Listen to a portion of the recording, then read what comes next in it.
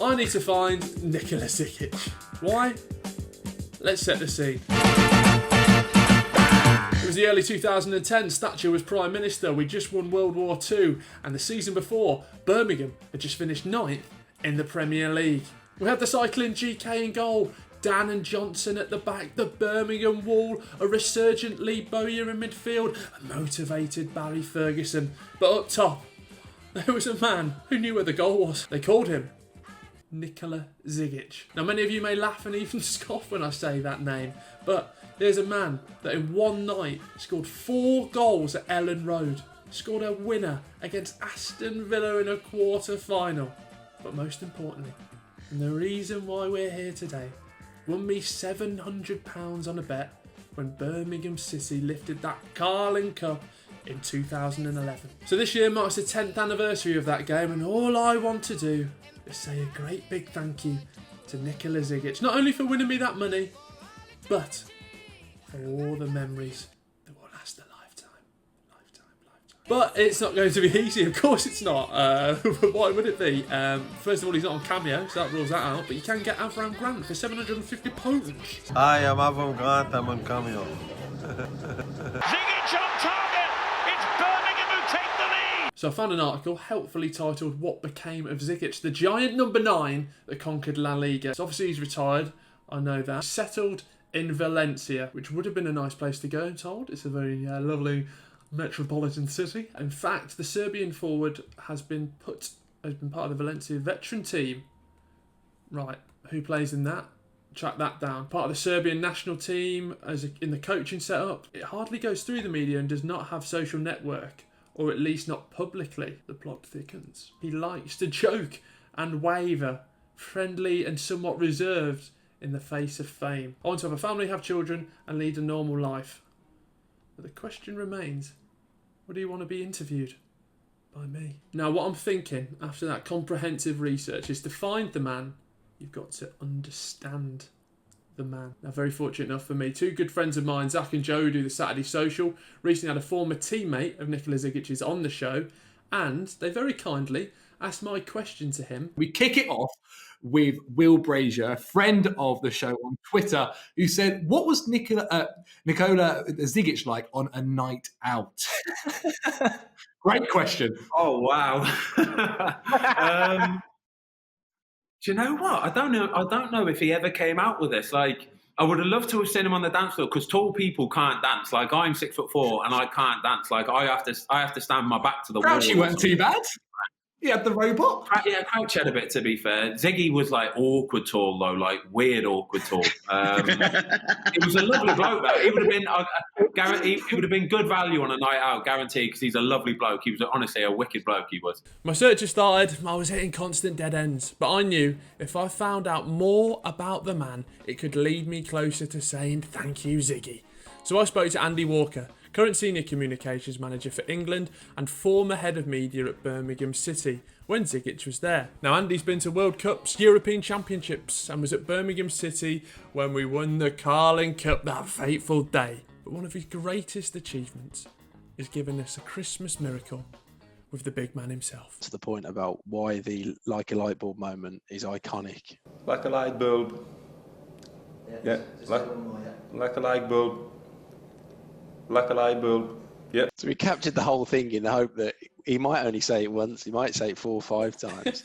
But as it happened, we managed to get the line. And that, what I think the reason why that has become so iconic in sort of Christmas content for Birmingham fans is because nobody ever heard from him, because he didn't speak. And to get him to do something made it just extra magical in that sense. Do you think I'll be able to, 1, find him, and then 2, if I did find him, be able to interview him over Zoom?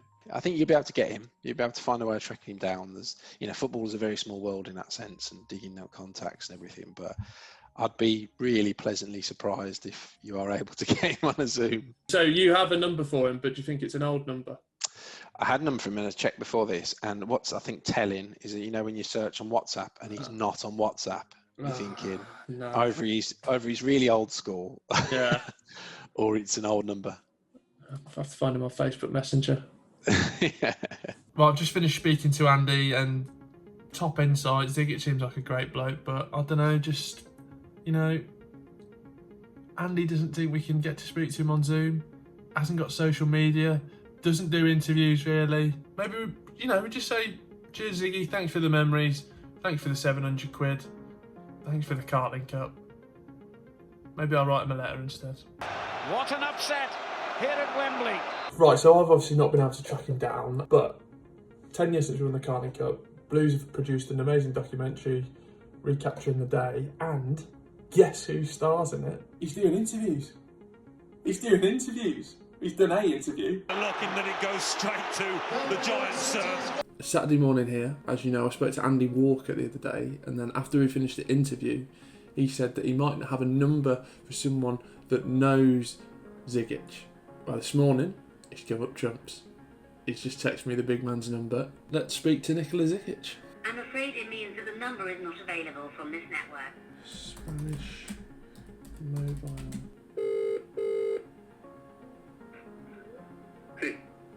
Morning, Nicola. My name's Will Brazier. I was passed your number on from Andy Walker from Birmingham City. Will. Okay, Will. How? Will? Yeah, good, thank you. How are you? Yeah, fine, thank you very much. Can we get to Monday morning? Monday morning would be absolutely perfect, yeah. Perfect. No, thank you, mate. I'll speak to you Monday. Okay, fine, thank you, bye-bye. Cheers, bye-bye. Monday morning. Speaking with the big man.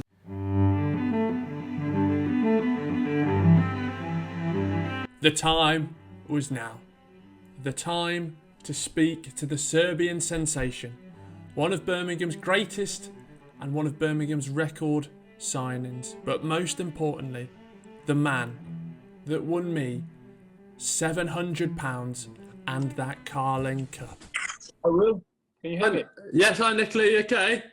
Yeah, I'm fine. How are you? Yeah, good, thank you. Is your video? Oh, there we go. Yeah, I'm here. Yeah. Got you. Thank you for this, mate. Don't worry, man. What are we talking about? Well, the reason I wanted to get you here, first of all, is because obviously it's 10 years since the Carling Cup. And on that day, I didn't get to go to the game, but I actually won a bet that was for £700, and it was because you scored first and we won 2-1. £5 on, and it won £700. For £5, you win £700.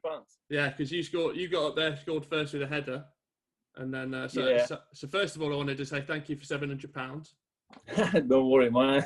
A lot of it that came out since like the interviews that have been done recently was speaking about, from a Birmingham perspective, how they thought that Arsenal sort of had their foot off the gas a little bit and weren't fully concentrated on it.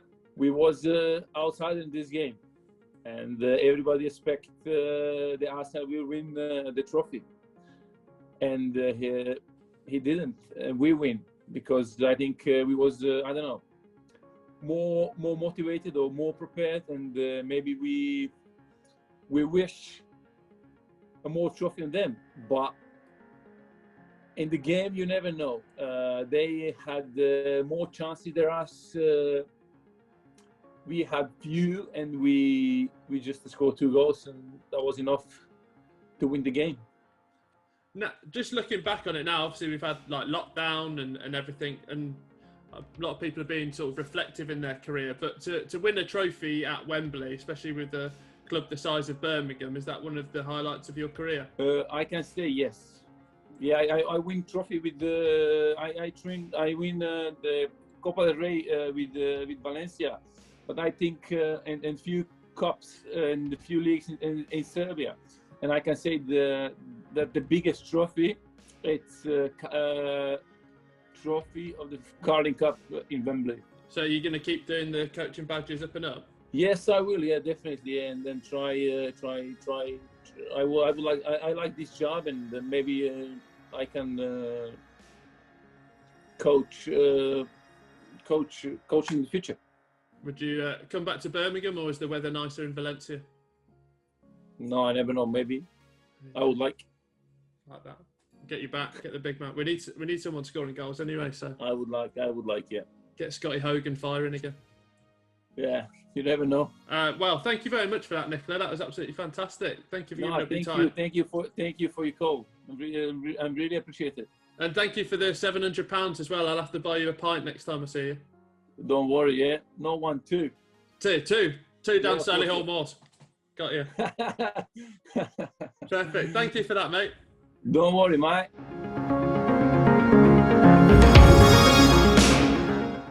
Well, there we have it. Nikola Zigic, what a legend, what a man, what a player, what a bloke. I love him even more than I thought I could.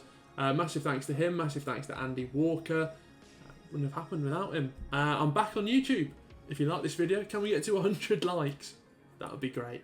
Drop a subscribe. I'll be back next week talking about the time that I played FIFA Ultimate Team with Tony Pulis. And if you enjoyed this sort of video, let me know in the comments who we could track down next.